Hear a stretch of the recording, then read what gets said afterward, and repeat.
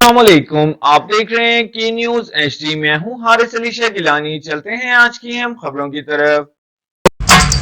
लाहौर टिक्का की शानदार कामयाबी के बाद अब नई branch Lahore tikka house, a name of test.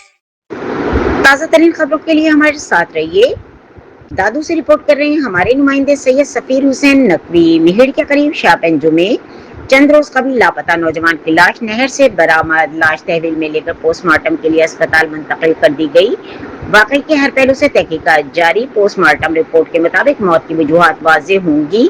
नौजवान ताहिर जुनेजो की मौत ने कई सवालात खड़े कर दिए। लाश बरामद होने के बाद बुरसा का जिम्मेदारों के खिलाफ सख्त कार्रवाई का मुतालबा। असल हकाइक सामने लाकर इंसाफ फराहम किया जाए।